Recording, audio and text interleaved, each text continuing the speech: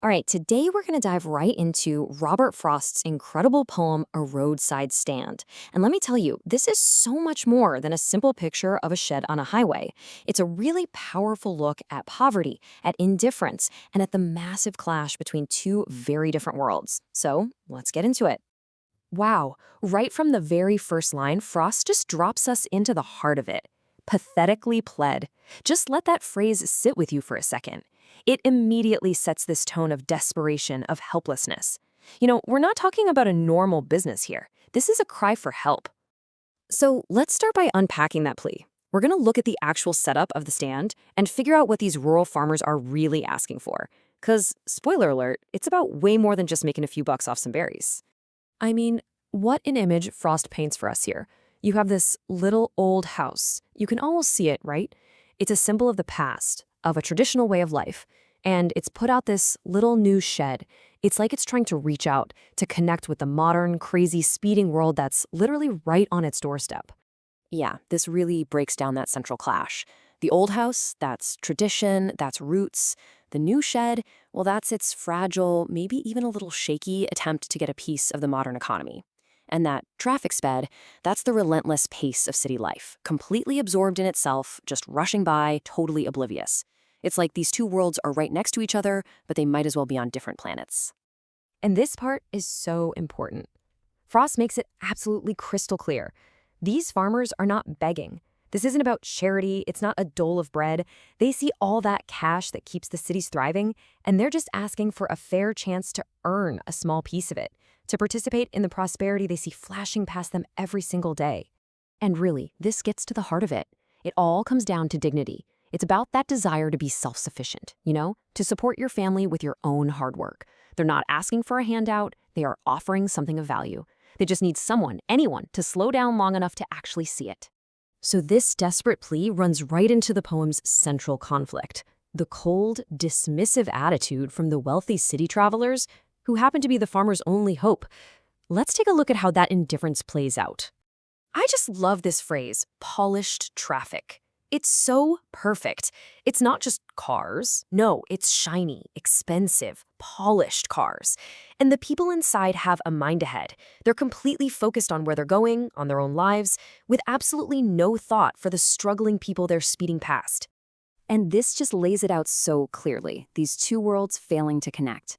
On one side, you've got the farmer's world, simple, honest stuff they've grown, surrounded by natural beauty, and just a simple plea for a chance. On the other side, the city traveler's world, polished cars, plenty of cash, and an attitude filled with nothing but annoyance and total indifference.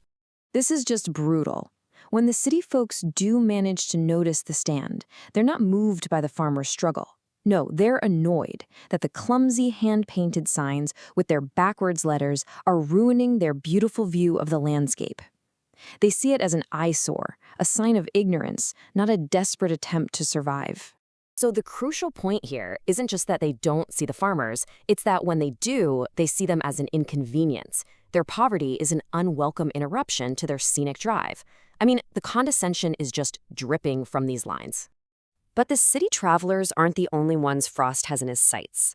The poem takes this really sharp turn to criticize politicians and these so-called reformers who swoop in with a bunch of false promises to help.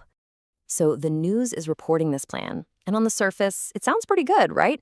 The farmers will be mercifully gathered in and moved to new villages with all these modern things, like theaters and stores.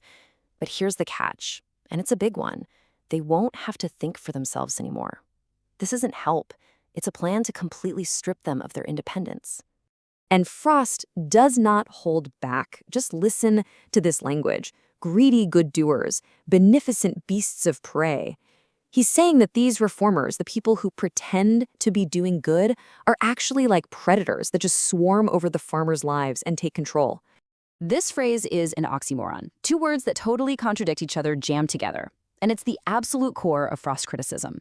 Beneficent means kind and charitable. Beasts of prey, well, those are predators. By smashing these two ideas together, Frost exposes the sinister truth. Their so-called help is just exploitation wearing a friendly mask. So after witnessing all this, the indifference, the fake promises, the poem's focus shifts. It turns inward, to the poet himself. And we get a look at the overwhelming emotional weight of this whole heartbreaking situation. Can you just feel the stillness in that? The crushing weight of that image? The silent, constant sadness of people just waiting by a window, basically praying all day long just to hear the squeal of brakes? Imagine your entire hope being reduced to a single sound. And this scale of this daily rejection is just mind-boggling. It's not one or two cars, it's thousands. Thousands of selfish cars, as Frost calls them, pass by every single day. Each one is a tiny passing heartbreak, another reminder of their invisibility. And then, a flicker of hope, a car finally stops. But for what? Not to buy anything. No, it just tears up their yard to turn around and then leaves. The disappointment is just so cruel. Then, another moment of hope. Another car stops. But again, they just want something for free. Directions. They take what they need and they drive off, completely ignoring the people and the things they're trying to sell. And then a third, this time to ask for gas, something they don't even have. You see the pattern? Each stop isn't a relief. It's just another form of dismissal, another painful reminder of how little the passing world understands or cares about them. And all of this leads to the most shocking, most desperate moment in the entire poem. The poet, so completely overwhelmed by their suffering, confesses this dark thought, that it would be a great relief to end their pain in a single stroke. Now, it's absolutely vital to understand this. Frost isn't being malicious here. This is the voice of profound empathy and just utter helplessness. He feels their pain so deeply that he imagines the only true relief might be a final, complete end to their suffering. It's really a testament to the depth of his despair for them.